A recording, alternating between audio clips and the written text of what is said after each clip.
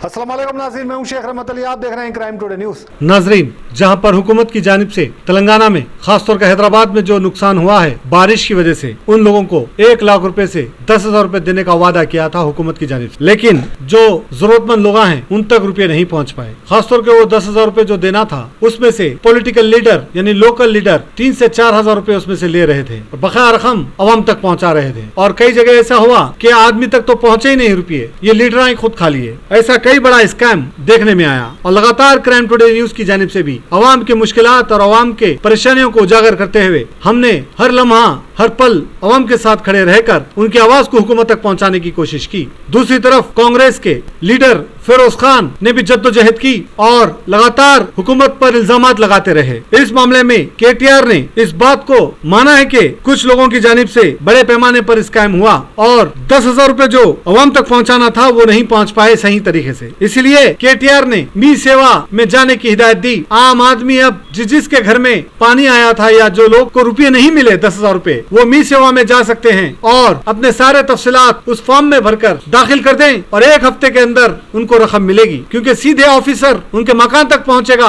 और उन तक रुपये पहुंचाएगा। अब बीच के जो दलाल थे उनकी दुकान बंद हो जाएगी, बीच में जो रुपये खाने वाले लीडर थे उनकी दुकान बंद हो जाएगी। एक अच्छा काम केटीआर ने कर बताया। अगर ये काम पहले ही करे होते तो शायद इतने मसले पैदा नहीं होते। फिरोज खान ने प्रेस कॉन्फ्रेंस के जरिए ये सारे तफसीलात बताई। आइए सुनते हैं और समझने की कोशिश करते हैं कि फिरोज खान टीआरएस हुकूमत पर और कौन से इल्जामात लगाए और उन्होंने किस तरह की धमकियां दी। अगर अवाम का काम नहीं हो पाया तो उसके लिए फिरोज खान किस तरह के एहतजाज करेंगे, ये सारा उन्होंने मीडिया के जरिए बताया। तकीउर रहमान के साथ में शेख रहमत Ali, crime today news, Hyderabad.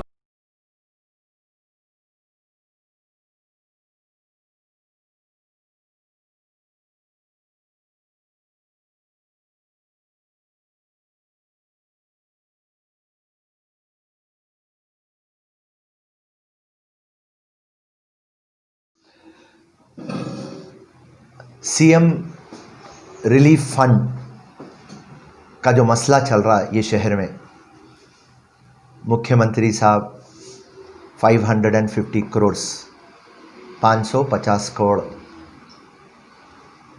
अब जो सैंक्शन करे और पहले दिन से कांग्रेस पार्टी, हमारे प्रेसिडेंट उत्तम कुमार रेड्डी साहब, फिरोज खान साहब, हम लोग एक ही बात गवर्नमेंट से पूछते कि साहब 550 करोड़ रुपए आप कैश में आप टीआरएस और एमआईएम के लीडरों के हाथ में आप क्यों रखे? इसके अंदर से 250 करोड़ आप लोगों के लीडर खा लिए। जो एक्चुअल बेनिफिशियरीज है, जो नीडी और जायज़ लोग है, जो हकदार है, पैसा उन तक नहीं पहुंच रहा। आप सीएम रिलीफ फंड को ग्रेटर हैदराबाद इलेक्शन के मद्देनज़र रखते हुए आप डिस्ट्रीब्यूट कर रहे हैं। एक्चुअली ऑन ग्राउंड ये हो रहा कि जो भी टीआरएस और एमआईएम के लीडरों के हाथ में आप पैसे रख रहे हैं, वो बूथ वाइज 200 जनों को नेक्स्ट ग्रेटर हैदराबाद के चुनाव में यूज़ करना, वैसा टिकिंग करके उनके रिश्तेदारों को, उनके दोस्तों को, उनके जानकार को एक्चुअल आप पैसा क्यों दिए? आप पैसा इसलिए दिए कि जिसको भी ये पानी से प्रॉब्लम हुआ, जिसके भी घर में डैमेज हुआ, जिसका भी नुकसान हुआ, उसको आप 10,000 रुपीज़ दियो बोले।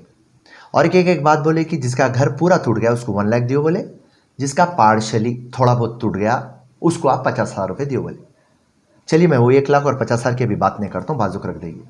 अब ये 10,000 की जो बात थी, हम कंटिन्यूस आपको बोल रहे हैं, देखिए आपके लोग जितों को भी दे रहे हैं, चाहे वो सही ओरिजिनल रहो या डुप्लीकेट रहो, उनको 10,000 रुपये दे रहे हैं, 3-4 हज़ार रुपये उनसे कमीशन आप ले रहे हैं।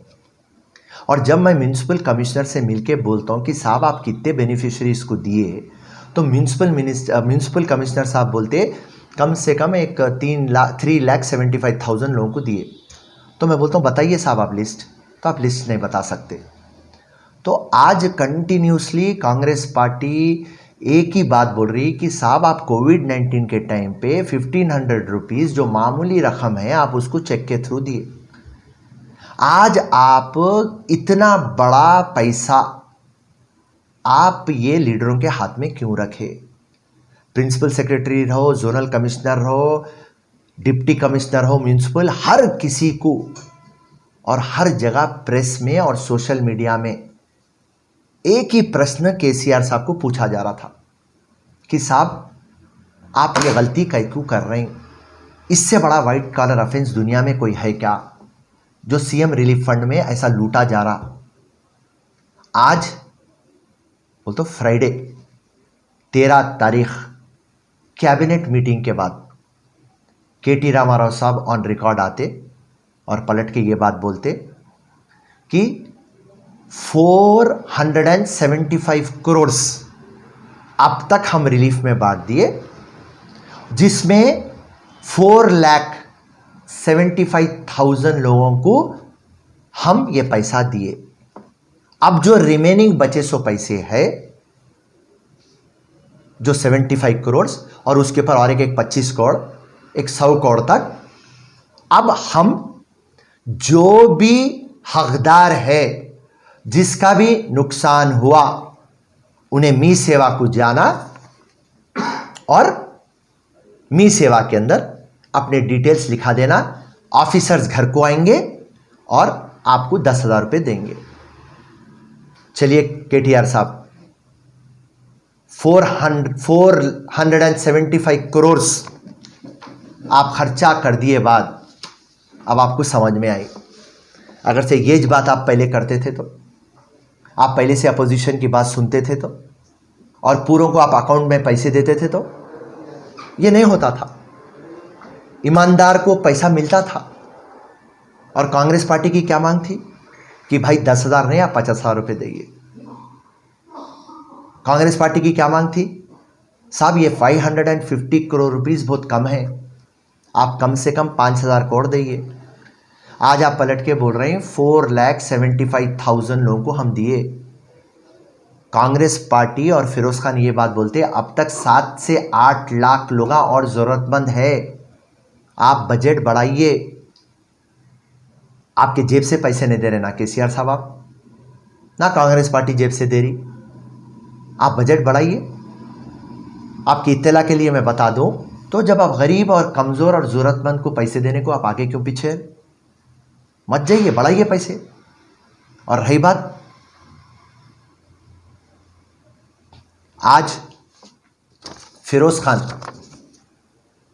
जो भी मेरे को ये चैनल में देख रहा, जो भी मेरे को सुन रहा, पूरों के लिए मैं एक अवेयरनेस प्रोग्राम कर रहा हूं कि आप आपके एरिया के मी सेवा को जाइए और आपका नाम, आपका आधार कार्ड, आपका घर का नंबर, जो जो डिटेल्स वो चाहते आप उसको एंट्री करवाइए। इंशाल्लाह हफ्ते भर के अंदर आपको पैसे मिलेंगे। और जो फिरोज खान अपनी आवाम से वादा करा था कि जब तक हकदार को पैसा नहीं मिलेगा हम एहतजाज करेंगे, और मैं जुमेरात डेडलाइन दे दिया था गवर्नमेंट को, अगर से जुमेरात तक पैसा नहीं देंगे आप और पूरे हकदारों को पैसा नहीं मिलेगा, मैं पूरे मेरे ख़वातीन बहनों को ले लेके प्रगति भवन मुख्यमंत्री के ऑफिस में घर में घुस जाऊंगा। अब देखेंगे, अब ये मी सेवा की बात कर रहे हैं हमारे केसीआर साहब और केटीआर साहब, अगर से इसमें भी नाइंसाफ़ी हुई तो बराबर हम जो आपको वादा करें मुख्यमंत्री के घर में घुस जाना आपको लेके, वो बराबर हम करेंगे। मगर हम ये उम्मीद करते कि हकदार को पैसा मिलेगा और एक पॉजिटिव एटीट्यूड, क्योंकि हर वक्त हम नेगेटिव बात नहीं करना चाहते। हम उनके खिलाफ इसलिए बात करे थे क्योंकि वो बात गलत कर रहे थे, वो टोटल ब्रोकरिज्म कर रहे थे, टोटल ग्रेटर हैदराबाद को चुनाव के मद्देनजर आप काम कर रहे थे। फ्लड रिलीफ फंड की बात कर लेते हुए टोटल आप GHMC आने वाले कॉर्पोरेटर चुनाव किस तरीके से जीतना उसका मैप डाल रहे थे आप। अगर से ये काम पहले करते थे आप तो अब तक पूरे हकदारों को पैसा मिल चुका होता। चलिए पैसे आप बढ़ाइए, दिल आपका बड़ा करिए, आपके बाप का पैसा नहीं है, हर गरीब हर कमज़ोर को दीजिए। और अगर से ये पैसा आपको चुनाव जिता देता तो बराबर आप चुनाव जीतिए। कांग्रेस पार्टी का काम है चुनाव लड़ना, अपोजिशन रहना, गवर्नमेंट जो गलत काम कर रही उसके ऊपर आवाज़ उठाना, एहतजाज करना, वो हमारा काम है। चुनाव जीतना हारना वो अल्लाह के हाथ में है। मगर रही बात केसीआर साहब, केटीआर साहब, आप इख्तियारात में हैं, आपका काम है गरीब, कमज़ोर और इनोसेंट और हकदार को हक देना, इंसाफ देना। और सेकंड टॉपिक जो मैं आपसे बात करना चाहता हूँ वो उस्मान नगर के बारे में। उस्मान नगर को हम गए थे उत्तम कुमार रेड्डी साहब की सदारत में, और आज हमारे उत्तम कुमार रेड्डी साहब सीएम साहब को एक लेटर लिख दिए, और ये लेटर के अंदर उस्मान नगर की पूरी तकलीफ़ को लिख दिए कि साहब उस्मान नगर, अब्दुल्ला याहिया नगर, सैफ कॉलोनी 2, ये तीनों 1000 से बढ़ के घरा पानी में हैं। 16 सितंबर के दिन पानी आया, आज को 60 पे एक दिन, 61 डेज हो गए। आप लोग रिहैबिलिटेशन बोले, आप रेस्क्यू बोले, आप रिलीफ बोले, दूसरों को दूसरे घरों में शिफ्ट करते बोले, आप नहीं करे। आप किसी को भी खाना खिलाते बोले, नहीं खिलाए। बीमारी में आप मदद नहीं करे, ना हेल्थ सेंटर्स बने, ना डॉक्टर्स आए, कुछ भी 1% भी आप ये लोगों को नहीं देखे। और जब हम कलेक्टर से बात करते तो कलेक्टर साहब ये बोलते कि साहब इरिगेशन, म्यूनसिपल, हम लगा तीनों मिलके एक प्रपोज़ल गवर्नमेंट को भिजा दिए। जब हम इरिगेशन ऑफिसरों से बात करते तो वो पलटा के बोलते कि हम प्रपोज़ल गवर्नमेंट को भिजा दिए, गवर्नमेंट सैंक्शन करेंगी तो हम काम करेंगे। सबसे हैरत की ये बात है, केसीआर साहब ज़रा आप सुनो, कि वहाँ पे आप मोटरा लगाए पानी निकालने के लिए, और मोटरा खाली ड्रामा कर रहे हैं दूल्हों के वैसा, और काम नहीं कर रहे हैं। और मैं जब जांच पड़ताल में गया कि मोटरा काम नहीं कर रहे हैं तो 3 फेस करंट आपको नहीं मिल रहा, और आप बोलते हैं इलेक्ट्रिसिटी। मैं तेलंगाना को सरप्लस कर दिया और उस्मान नगर में 3 फेस इलेक्ट्रिसिटी का कनेक्शन आजू बाजू से आप नहीं दिला सक रहे, और जो बाजू आपको पाइपलाइन डाल के निकाल देने का है वहाँ पे हम आपको क्लियर कट बता चुके हैं। आपके मिनिस्टर सविता इंदिरा रेड्डी और उनके रिश्तेदारों के और असदुद्दीन और उनके बेनामी लोगों के पूरों के ज़मीना हैं, उसके लिए आप वहाँ पे पुलिस पिकेट डाल दिए। मेहरबानी करके 61 डेज़ हो गए, आप मेहरबानी करके इस पर तवज्जो दीजिए। और रही बात ट्यूसडे के दिन, क्योंकि कल मंडे है, हॉलीडे है गवर्नमेंट, ट्यूसडे के दिन उत्तम कुमार रेड्डी हमारे कांग्रेस प्रेसिडेंट एमपी, उनकी सदारत में हम कलेक्टर रंगारेड्डी से मिलने वाले हैं, प्रिंसिपल सेक्रेटरी म्यूनसिपल से मिलने वाले हैं, प्रिंसिपल सेक्रेटरी इरिगेशन से मिलने वाले हैं, और इमीडिएटली उस्मान नगर को राहत देना लाना बोल के हमारा जो प्रपोज़ल पहले दिन से है उस पर हम अटल है, उस पर हम कायम है। और जो मैं बात उस्मान नगर के मेरे बहनों से करा था कि अगर से चारशंबे तक आपके मसले का हल नहीं मिलेगा तो मैं आपको सबको ले लेके मुख्यमंत्री के घर में प्रगति भवन में मैं घुस जाऊंगा। प्रगति भवन में घुसने का मतलब एक ही है कि मुख्यमंत्री को पता चलना, क्योंकि मेरे को जहाँ तक समझ में आया अब तक मुख्यमंत्री को जाके कोई नहीं बोल रहा। मामला सिर्फ KTR, Asaduddin, Savita Indira Reddy, principal secretary, chief secretary, collector यहाँ फिर रहा। तो मुख्यमंत्री को तो बताना है बात, उसके लिए मैं प्रगति भवन की बात कर रहा हूँ। और ये सिलसिले में कोई भी केसा बुक हों दो, एक नहीं 100 केसा बुक हों दो, फिरोज़ खान को जेल में रखने दो, मगर जब तक उस्मान नगर को और शहर हैदराबाद को इंसाफ हम नहीं दिलाएंगे हम एहतजाज करेंगे। हम टीआरएस पार्टी और जो भी हुकूमत के ऑफिसर है उनको हम चैन से रहने नहीं देंगे। जय हिंद, जय कांग्रेस। उस्मान नगर में जो लोग हैं बीमारियां हो गई, फुंसियां पड़े, ये हो गए, उसके मेडिकल के लिए आप क्या आवाज़ उठाएं? देखिए, अभी मैं आपको एक बात बोला, रिश्री और उनके लड़के और ये जो गवर्नमेंट जो ये स्लोगन दी, आप ना किसी को घरा दिए ऑल्टरनेटिव, ना आप किसको खाना खिला सके, ना आप किसको दवा दे सके, ना आप मेडिकल कैंप डाले, ना आप मेडिसिन प्रोवाइड करें, आप कुछ भी नहीं करें, तो आप टोटल फेल हो गए केसीआर साहब। तो ये हाल हकीकत बताने के लिए भाई प्रगति भवन घुस जाता बोल रहा हूँ। एनजीओज है, वॉलंटरी ऑर्गेनाइजेशन है, उनकी जितनी भी मदद करना है कर रहे हैं। और वहाँ के लोग एक ही बात बोल रहे हैं कि वो लोग जो हमको खिला रहे हैं उनके लिए हाथ उठा के वो दुआ कर रहे हैं। और जब हम बोले कि हम भी कुछ आपके लिए करते हैं तो पलट के उन्होंने एक ही बात बोल रहे हैं, हमारे को पानी खाली कराओ फिरोज साहब, और हमारे को कॉम्पनसेशन दिलाओ। तो कांग्रेस पार्टी पहले दिन से ये बात बोल रही कि 10,000 रुपये यहाँ पे बस नहीं होते, 1 लाख रुपए से 5 लाख देना आप। इनके पूरे घर बर्बाद हो गए, इनका टीवी, इनका फ्रिज, इनका कपड़े, इनका चावल, इनका राशन, हर चीज़ तबाह हो गया। तो कांग्रेस पार्टी ये बात बोल रही कि आप लाख रुपए से 5 लाख देंगे। आपको हम पहले दिन से बोल रहे हैं, चाहे हैदराबाद में रहो चाहे उस्मान नगर हो, आप एक टास्क फोर्स कहीं को नहीं डाले, आप वैल्यूएशन क्यों नहीं कर रहे? आप हर घर को जाके वैल्यूएशन करना ना, गरीब आवाम का लॉस हो गया। नहीं, ये तो आप बाबरगढ़ की बात कर रहा हूं। उनके बिजनेस सिंडिकेट असदुद्दीन, उनके बेनामी लैंड, करोड़ों रुपए का लैंड है, अगर से वो खोल दिए तो वो नाले बन जाते। तो उनके ज़मीना को बचाने के लिए ये गरीब को कुर्बान कर रहे हैं। और पहले दिन जब स्टार्ट हुआ मामला तो जब बोल दिए कि ये एफटीएल है। अरे एफटीएल है तो ओके भाई, वो गरीब कमज़ोर को, अनपढ़ को क्या मालूम। आप ज़मीन रजिस्ट्री क्यों करें, आप असेसमेंट क्यों करें, आप म्यूनसिपल परमिशन क्यों दिए, आप टैक्स क्यों कलेक्ट करें, आप इलेक्ट्रिसिटी मीटर क्यों दिए, इलेक्ट्रिसिटी बिला क्यों लिए, आप पानी के नाला क्यों लगाए। आज वहां गए तो जितने भी जने पंपा करके पानी निकाल रहे हैं। अरे पूरा ड्रामा गवर्नमेंट कर ली।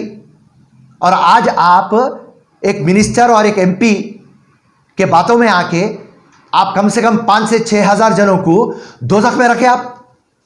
और आप पलटा के बोलते कि बंगारू तेलंगाना बना, तो कहीं का बंगारू तेलंगाना है। चलिए आइए, और मैं चैलेंज कर दिया ना लास्ट टाइम आपके सामने, केसीआर, सबिता इंद्रा रेड्डी, असदुद्दीन ओवैसी, एक दिन आके रह के बताओ मेरे को उस्मान नगर में कहीं को दौरा नहीं कर रहे। सबिता इंद्रा रेड्डी आ रही 10 दिन 15 दिन बोल के चले जा रही। मैं कलेक्टर के पास जा रहा हूं, 1 वीक बोल रहा कलेक्टर। और जब मैं कलेक्टर को लास्ट बोला तो नहीं फिरोज साहब, प्रपोजल मैं गवर्नमेंट को दे दिया, मैं क्या करूं, मैं आफ्टर ऑल कलेक्टर हूं। तो मैं पलटा के क्या बोला, चपरासी है क्या साहब, आप बोर्ड निकाल दो, चपरासी बोल के डालो। आपके वैसे आईएएस ऑफिसर रहे तो फिर हिंदुस्तान कहां जाता। तो हम जितना सख्ती से पेश आना है हम पेश आए। मैं प्रिंसिपल सेक्रेटरी से बात करा, रजत कुमार साहब से, इरिगेशन, अरे फिरोज मियां गवर्नमेंट के पास प्रपोजल है, मैं क्या करूं। अरे यहां पे ऐसा हो गया, डिक्टेटरशिप हो गई, तानेशाही। प्रिंसिपल सेक्रेटरी बोल रहा सीनियर आईएएस ऑफिसर, मैं क्या करूं। हैदराबाद रंगारेड्डी कलेक्टर बोल रहा मैं क्या करूं। एडिशनल कलेक्टर से मिले तो मैं क्या करूं। केटीआर को मैं ट्वीट डालता हूं, अरे केटीआर साहब उस्मान नगर को आओ, केटीआर का ट्वीट का आंसर नहीं आता।